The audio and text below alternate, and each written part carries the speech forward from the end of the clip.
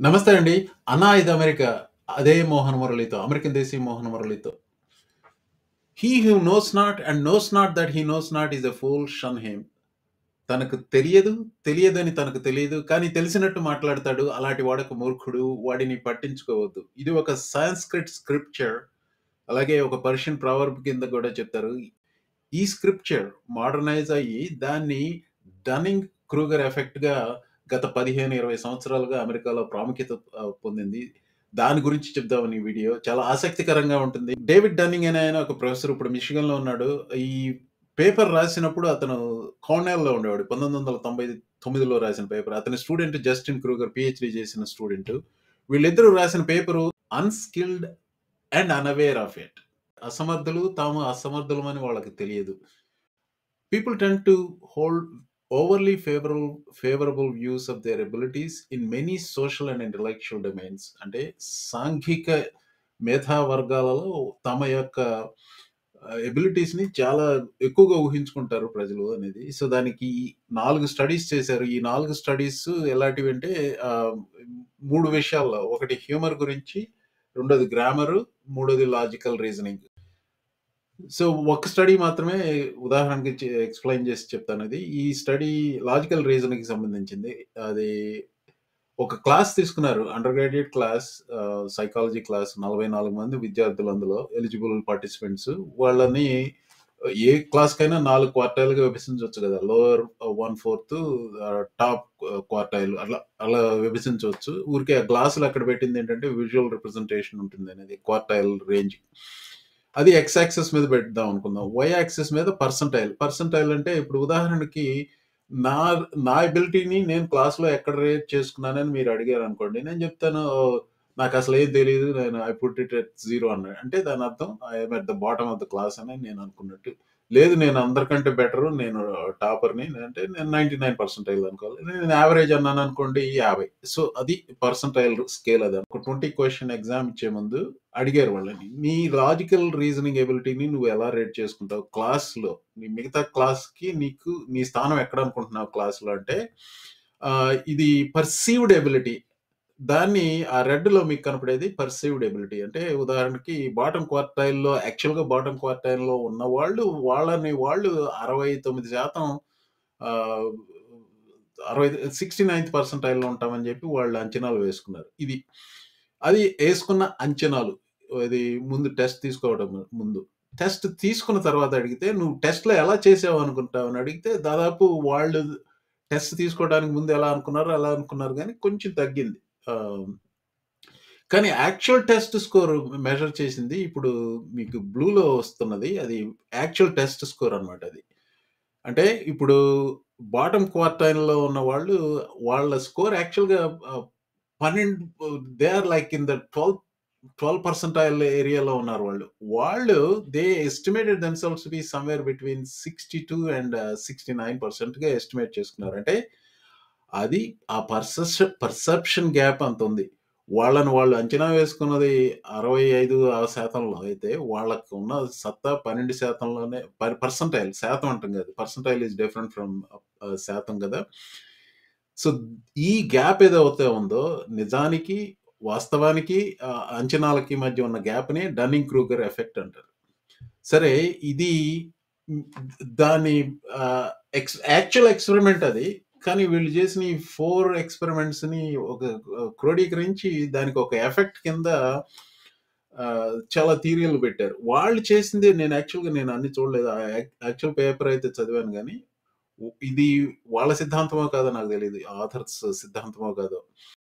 వికీపీడియానే కాదు చాలా వేరియేషన్స్ ఉన్నాయండి. ఈ డన్నింగ్ క్రూగర్ ఎఫెక్ట్‌కి సంబంధించినయి మీరు వెబ్‌లో సెర్చ్ చేస్తే చాలా రకాల చార్ట్స్ వస్తాయి. వాటన్నిటిని ఎలాబరేట్ చేయాల్సిన అవసరం కనపడలేదు నాకు. వికీపీడియాలో ఉన్నదాన్ని మాత్రం కొంచెం ఎలాబరేట్ చేసి చెప్తాను. ఇప్పుడు వై యాక్సిస్‌లో తీసుకుందాము కాంపిటెన్స్ అంటే ప్రజ్ఞ. రైట్ మోస్ట్ ఎక్స్‌ట్రీమ్‌లో ఒక ఎక్స్‌పర్ట్ అనుకుందాం విజ్ఞాని. లెఫ్ట్ మోస్ట్ ఎక్స్‌ట్రీమ్‌లో నో నథింగ్ మూర్ఖుడు. అలాగే వై యాక్సిస్‌లో ఏం చేద్దామంటే ఆత్మవిశ్వాసం. అదే కింద లో ఎండ్ నుంచి వెరీ హై ఎండ్ వరకు ఉంటది.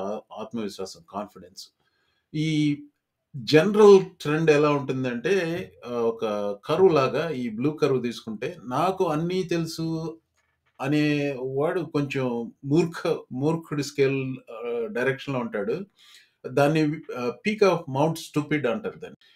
అది కొంచెం దానికి రైట్ సైడ్ వచ్చేసరికి అరే! నాకసలేం తెలీదనుకునే ఒక రకమైన డిస్పైర్‌తో ఉన్నవాళ్ళుంటారు. అక్కడి నుంచి ఒక ఆహ్, జ్ఞాన పర్వతారోహణ చేసి దాన్ని జ్ఞానపీఠంలోకెళ్ళి అదో ప్లాటో ఆఫ్ సస్టైనబిలిటీ అవుతుందనమాట. ఇప్పుడు నాకు అన్నీ తెలుసనుకునే పీక్‌లో దగ్గర నుంచి జ్ఞానపీఠానికి వెళ్తే there is always a confidence gap అనమాట. అంటే ఒక మూర్ఖుడికి ఆహ్, బాగా ఎక్స్‌పర్ట్‌కి మధ్య తేడా ఏంటంటే, మూర్ఖుడు ఎక్స్‌పర్ట్ కంటే కూడా కాన్ఫిడెంట్‌గా ఉంటాడు. అనేది ఇదొక సిద్ధాంతం. So, this is what it is. ఇప్పుడు దాన్ని మనం సాంస్క్రిట్ ప్రావర్బ్ బుక్ మళ్ళీ వెళ్తే, మాటల్లో చెప్పాలి అంటే, he who knows not and knows not that he knows not is a fool shun him. తనకు తెలియదు, తెలియదని తనకు తెలియదు. కానీ తెలిసినట్టు మాట్లాడతాడు. అలాంటి వాడొక మూర్ఖుడు. వాడిని పట్టించుకోవద్దు. రెండో రకం మనిషి ఎలాంటివాడు? He who knows not and knows that he knows not is simple. Teach him. అంటే తనకు తెలియదు, తెలియదన్న విషయం తనకు తెలుసు. అతనొక విద్యార్థి. అతనికి నేర్పించు. మూడో రకం మనిషి.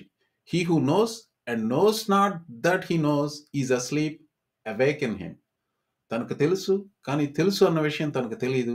అలాంటి వాడు నిద్రపోతున్నాడు. అతన్ని మేల్కొలుపు. నాలుగో రకం మనిషి. He who knows and knows that he knows is wise. Follow him. తనకు తెలుసు, తెలుసు అన్న విషయం తనకు తెలుసు. అతనొక విజ్ఞాని. అతను చెప్పేది విను. అనుసరించు. ఇది సారాంశం. పదాల్లో డన్నింగ్ క్రూగర్ ఎఫెక్ట్ యొక్క సారాంశం. ఎంతోటి దానికి ఒక వెస్టర్నర్ చెప్పాలా, మన సాంస్క్రిట్‌లో ఎప్పుడో చెప్పారనుకుంటే, ఎందుకంటే డిస్కషన్‌లో ఇప్పుడు ఓకే. ప్రాక్టికల్‌గా ఏంటి? ఇప్పుడు తనకు తెలియని వాడికి మూర్ఖుడు వాడిని వదిలేద్దాం అనుకుంటే పర్వాలేదు. కానీ అతని వల్ల చాలా ప్రమాదం ఉందన్న విషయం చెప్పడానికి ఈ వీడియో చేస్తున్నాను. అతని వల్ల అంటే ముఖ్యంగా ఈ సోషల్ మీడియా కల్చర్‌లో ఒక charismatic dunning Kruger specimen. Dunning Kruger specimen అంటే ఏం లేదండి. అతనికి ఉన్న ప్రజ్ఞ తక్కువ, కానీ ఆత్మవిశ్వాసం చాలా ఎక్కువ. చాలా కాన్ఫిడెంట్‌గా మాట్లాడేస్తుంటాడనమాట. అలాంటి వాళ్ళ వల్ల ప్రమాదం ఉందా అంటే yes and no. The yes part ఎక్కడొస్తుందంటే అతనికి ఒక కరిస్మా ఉండి and then he become to prominence and then following ఉన్నప్పుడు అక్కడే ప్రమాదం. ఇక్కడ ఒక ఉదాహరణ ఇస్తున్నాను. రాజకీయాలకి కొంచెం పక్కన పెట్టి ముందు ర రాజకీయానికి అతీతంగా ఒక ఉదాహరణ చెప్తున్నాను. ముగ్గురున్నారు. స్టూడెంట్ బాడీ గవర్నమెంట్‌కి నిలబడ్డారు వీళ్ళు. డబ్బారావు, జాగర్తి, అయోమయమ్మ. ఈ డబ్బారావు మన క్లాసిక్ డన్నింగ్ క్రూగర్ స్పెసిమెన్ అనుకుందాం. అతనికి ఉన్న విషయం తక్కువ, హడావిడి ఎక్కువ. జాగ్రత్త ఏంటి? ఈ అమ్మాయికి అన్నీ తెలుసు. తెలుసు కాబట్టి నోటికొచ్చినట్టు మాట్లాడటానికి తనకి ఇది ఉండదు. కొంచెం రిస్ట్రెయిన్డ్‌గా మాట్లాడుతుంది. అందుకని జాగర్తి. ఈ అయోమయం ఏంటి? అన్ని రకాలుగా ఆల్ ఓవర్ ద ప్లేస్ మాట్లాడుతుంది. So, second or third quartile అనుకుందాం. జాగర్తి వచ్చి టాప్ క్వార్టైల్, డబ్బారావు వచ్చేసి బాటమ్ క్వార్టైల్. సో, కొద్దో గొప్పో ముగ్గురికి కరిస్మా ఉంది. కానీ డబ్బారావు చాలా తీవ్రంగా వాదించేసాడు డిబేట్‌లో విపరీతంగా. He got lot of applause and then he eventually won the election. తను చూపించిన ఆత్మవిశ్వాసం వల్ల ఈ ఆకట్టుకోగలిగాడు ప్రజల్ని. ఎలక్షన్‌లో గెలిచాడు. స్టూడెంట్ గవర్నమెంట్ ఎగ్జాంపుల్ పక్కన పెట్టేసి డన్నింగ్ క్రూగర్ ఎఫెక్ట్‌లో మీకు పర్ఫెక్ట్ స్పెసిఫిన్ మీకు చెప్తాను. ఈ డన్నింగ్ క్రూగర్ ఎఫెక్ట్‌ని రాజకీయాలకి ఏ రాజకీయ నాయకుడికి వర్తిస్తుంది అనుకుంటే నన్ అదర్ దాన్ ట్రంప్ అండి. He's of the chart specimen for dunning Kruger effect అనేది. కొన్ని ఉదాహరణలు పెడతాను. వ్యాఖ్యానం తక్కువ చేస్తాను. ఉదాహరణలు దే స్పీక్ ఫర్ దెమ్‌సెల్ఫ్ అండి. మీలో చాలా మందికి తెలిసి ఉండొచ్చు. చాలా సార్లు చెప్పాడు స్పీచ్‌ల్లో ఏంటి, వాళ్ళ అంకుల్ ఎంఐటీలో ప్రొఫెసర్ అంట. Therefore he is the smartest and therefore he knows everything. అది of the chart Dunning Kruger effect అండి అది. Watch this. The one program I hated to upgrade, hated it, was the nuclear program, and I understand it maybe better than anybody. My uncle was at MIT, a professor, the longest-serving professor in the history of MIT. A very smart guy. We have a smart family. It's nice to have a smart family. But I understood nuclear for a long time. రెండవ ఉదాహరణ, hurricane is the wettest from the standpoint of water. మరో రకం ఉంది కాబోలు. A great job in helping with Florence. This is a tough hurricane, one of the wettest we've ever seen from the standpoint of water. Rarely have we had an experience.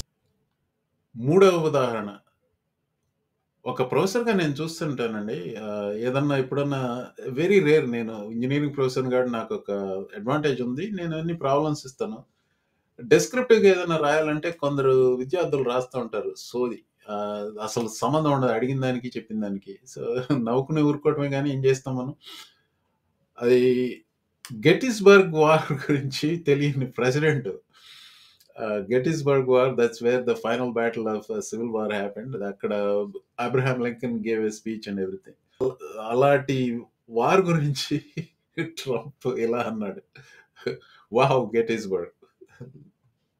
Gettysburg, what an unbelievable battle that was. The Battle of Gettysburg, what an unbelievable, I mean, it was so much and so interesting and so vicious and horrible and so beautiful in so many different ways. It represented such a big portion of the success of this country. Gettysburg, wow. మరొకటి, 2024 ఎన్నికల సమయంలో చాలా చోట్ల batteries, sharks వాటి గురించి ఏంటంటే ప్రలాపించాడు. So there's a shark 10 yards away from the boat, 10 yards. Or here, do I get electrocuted if the boat is sinking, water goes over the battery, the boat is sinking? Do I stay on top of the boat and get electrocuted? Or do I jump over by the shark and not get electrocuted? Because I will tell you, he didn't know the answer. He said, nobody's ever asked me that question. I said, I think it's a good question. I think there's a lot of electric current coming through that water. But you know what I'd do if there was a shark or you get electrocuted? I'll take electrocution every single time. I'm not getting near the shark. So we're going to end that. We're going to end it for boats. We're going to end it for trucks. The trucks. Ultimate of the jet Dunning-Kruger effect, Trump వచ్చేసి none other than injecting light into the body. COVID టైంలో చేసిన వ్యాఖ్యలు. So I ask Bill a question that probably some of you are thinking of if you're totally into that world, which I find to be very interesting. So supposing we hit the body with a tremendous, whether it's ultraviolet or just very powerful light, and I think you said that hasn't been checked, but you're going to test it. And then I said, supposing you brought the light inside the body, which you can do either through the skin or in some other way. And I think you said you're going to test that too. Sounds interesting. Final words ఏంటంటేనండి, a demagogue, a charismatic demagogue, classic Dunning-Kruger specimen. Not only he is the classic Dunning-Kruger specimen, a vast majority of his followers are also Dunning-Kruger specimens. వాళ్ళకేం తెలీదు, వాళ్ళు they think they are very knowledgeable. Social media makes it worse. I don't know. All we can hope is eventually things will get better. So stay vigilant.